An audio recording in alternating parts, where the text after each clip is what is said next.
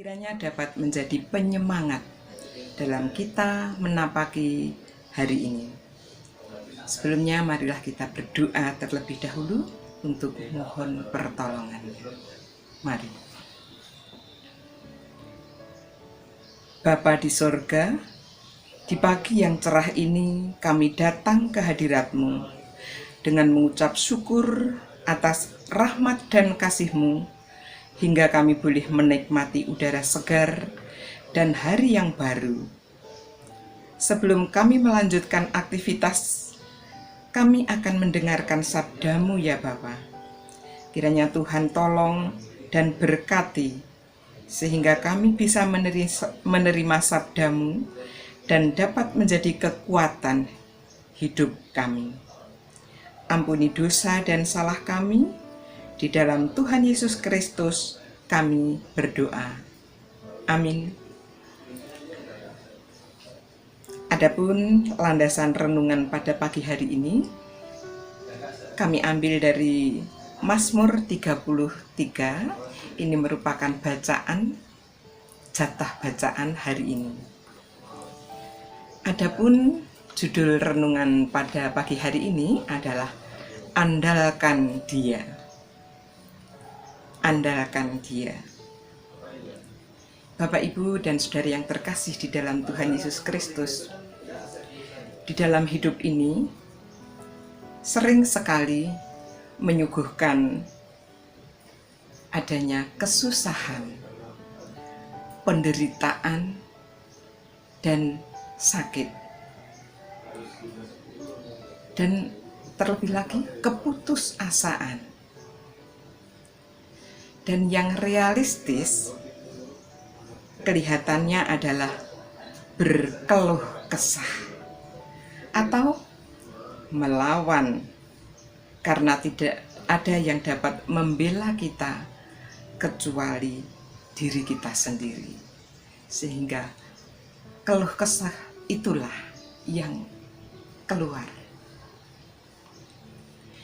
Namun berbeda dengan teks yang dibuat oleh pemazmur. Jadi berbeda sekali dengan sikap pemazmur di dalam teks ini. Pemazmur mengajak umat untuk memuji Tuhan dalam keadaan apapun juga. Pemazmur mengajak umat untuk memuji Tuhan dengan sungguh-sungguh. Bahkan ajakan pemazmur itu nyanyian dan musik. Karena dengan mengajak bernyanyi sambil bermusik, menurut pemazmur ada beberapa alasan. Yang pertama, memuji Tuhan adalah ciri wajar dari orang-orang yang hidup tulus di hadapan Allah. Ini bisa kita baca dari Mazmur 33 ayat 1b yang demikian. Sebab memuji-muji itu layak bagi orang-orang jujur. Jadi yang pertama, memuji-muji adalah layak bagi orang-orang jujur. Jadi memuji Tuhan adalah ciri wajar dari orang-orang yang hidup tulus di hadapan Tuhan. Itu yang pertama, alasan yang pertama. Lalu yang kedua, mengapa pemazmur mengajak dengan sungguh-sungguh, bahkan dengan nyanyian dan musik? Alasan yang kedua apa? Yang kedua, rancangan Tuhan berlaku atas seluruh umat manusia. Coba, mari kita baca bersama-sama di ayat 10 sampai 12. Saya bacakan. Tuhan menggagalkan rencana bangsa-bangsa. Ia meniadakan rancangan suku-suku bangsa. Tetapi rencana Tuhan tetap selama-lamanya. Rancangan hatinya turun-temurun. Lalu ayat 12, Berbahagialah bangsa yang Allahnya ialah Tuhan, suku bangsa yang dipilihnya menjadi miliknya sendiri. Ini alasan kedua. Rancangan Tuhan berlaku atas seluruh umat manusia. Jadi, betapapun hebat rancangan para musuh, umat Allah,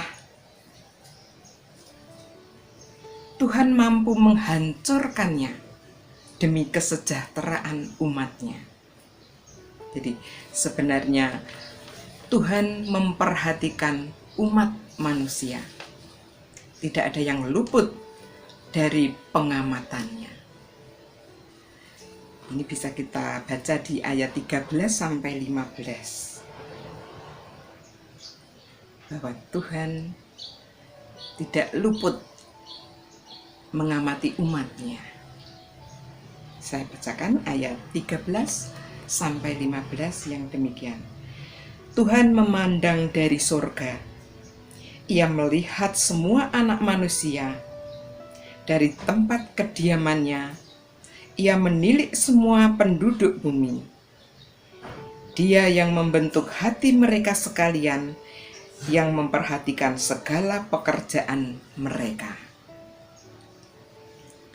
Jadi, kehidupan setiap orang ada di tangannya. Dan yang keempat, saudara-saudara, pertolongan sejati hanya datang dari Tuhan, bukan dari kekuatan politik, militer, ekonomi, atau apapun yang orang dunia itu sering andalkan. Ini bisa kita baca di ayat 18 sampai 19. Saya bacakan. Sesungguhnya mata Tuhan tertuju pada mereka yang takut akan Dia, kepada mereka yang berharap akan kasih setianya, untuk melepaskan jiwa mereka daripada maut, dan memelihara hidup mereka pada masa kelaparan. Begitu saudara, 4 alasan yang disampaikan oleh pemazmur kita.